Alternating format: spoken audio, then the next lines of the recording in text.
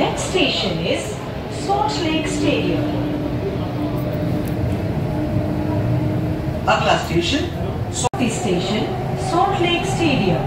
नमस्कार, आपका वोट आपकी आवाज है और चुनाव में हर वोट मेरे कलकत्ता उत्तर द्वारा जनहित में जारी। धन्यवाद। আমরা যাচ্ছি মানি স্কোয়ারে। কি বলবো, ওর একটা জুতোর খুব দরকার নাকি, খুব দরকার। এত জুতো আছে, একদিন আপনাদের ছবি তুলে দেখাবো যে আমার মেয়ের কত জোড়া জুতো। সে মানে জুতোয় জুতোয় 6 লাভ বাড়িতে, তা সত্ত্বেও ওর জুতো কম পড়ছে। রেনি সিজনের জুতো নাকি দরকার। তো বাটাতে গেলাম, সেখানে পছন্দ হলো না। মানে ওয়েস্ট সাইড সমস্ত চষে বেড়ালাম, তবে হ্যাঁ স্কেচার্সে দেখে এসেছি, ওটা ওর পছন্দ হয়েছে। দামটা হাই, তার জন্য ওখান থেকে নিলাম না। পরে দেখি কি করা যায়। 1000টা দোকান ঘুরে যাচ্ছি, জুতো আর পছন্দ হচ্ছে না। দেখুন না, আবার এখানে এসেছি, এখানেও জুতো দেখে যাচ্ছি। এগুলো জুতো বলে? এগুলো আবার পরার কিছু আছে? এগুলো তো বাচ্চাদের জুতো। তারপর দেখলাম না, এগুলো বাচ্চাদেরই জুতো, বড়দের না। আরও এগিয়ে গেলাম কিছুটা, তো একদমই বিচ্ছিরি লাগছে এগুলো দেখতে। দেখুন কীরকম, আমার তো এই ডিজাইনের জুতো একদমই ভাল লাগে না, ওরও ভাল লাগেনি নিশ্চয়ই। তারপরে আর নিলাম না, আবার আরেকটা দোকানে দেখতে হবে। আমি কি বলবো, কোথাও পাচ্ছি না ভালো রিজনেবল রেটে। তারপরে আর কি করব, ওর পিছন পিছন ঘুরে ঘুরে আমার হাতে পায়ে ব্যথা ধরে গেল।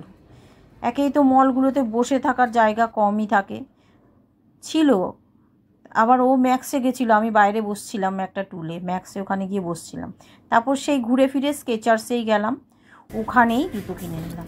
কিছু করার নেই, আমার আর যে মানে নড়াচড়া করার ক্ষমতা নেই। যেমনি বাইরে গরম, তাও মল বলে একটু ঠান্ডা আছে ভিতরটা, দোকানগুলোর ভিতরে আর একটু বেশিই ঠান্ডা, কিন্তু সেই তো বাইরে তো হাঁটাহাঁটি করতেই হবে। তো স্কেচার্স থেকে আমরা কালো রঙের জুতোটা নিয়ে নিলাম।